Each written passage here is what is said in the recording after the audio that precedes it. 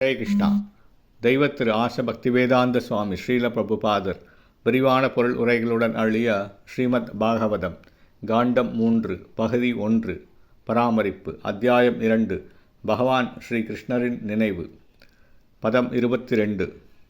தத்தஸ்ய கைங்கர்யம் Alan பிரதான்னோ விக்லாபயதி அங்கயத் உக்ரசேனம் திஷ்டன் நிஷன்னம் பரமேஷ்டி திஷ்ணே ஞாபோதயத்தேவ நிதாரயேதி.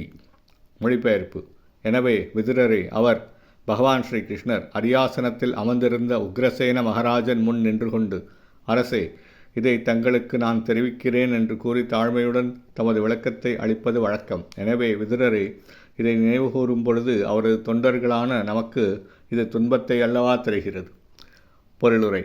அவரை விட வயதில் மூத்தவர்களான அவரது தந்தை, பாட்டனார் மற்றும் அவரது தமையன் ஆகியோரின் முன் பகவான் ஸ்ரீ கிருஷ்ணரின் அடக்கமான நடத்தை, அவரது மனைவிகள், நண்பர்கள் மற்றும் சமவயதுடையவர்கள் ஆகியோர் முன் அவர் காட்டிய மனதிற்கினிய நடத்தை, தாய் யசோதையின் முன் ஒரு குழந்தை போல் அவர் நடந்து கொண்ட விதம், அவரது இளம் தோழியர்களிடம் அவர் செய்த குறும்புத்தனம் ஆகியவைகளால் உத்தவரை போன்ற ஒரு தூய பக்தரை குழப்பத்தில் ஆழ்த்த முடியாது.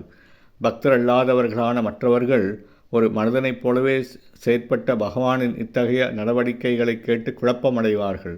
இக்குழப்பத்தை கீதையில் பகவானை பின்வருமாறு விளக்குகிறார்.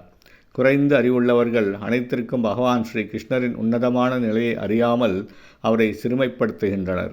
கீதையில் தமது நிலையை பகவான் தெளிவாக விளக்கியுள்ளார்.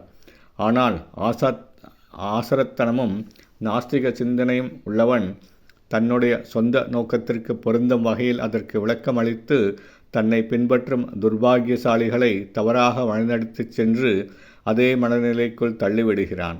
இத்தகைய துரதிருஷ்டசாலிகள் வேதங்களிலிருந்து ஏதோ சில ஸ்லோகங்களை பொறுக்கி எடுத்துக்கொள்கின்றனர்.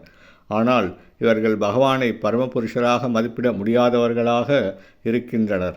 உத்தவரை போன்ற தூய பக்தர்கள் இத்தகைய நாஸ்திக சிந்தனை உள்ள சந்தர்ப்பவாதிகளால் ஒருபோதும் தவறாக வழிநடத்தப்படுவதே இல்லை. ஹரே கிருஷ்ணா.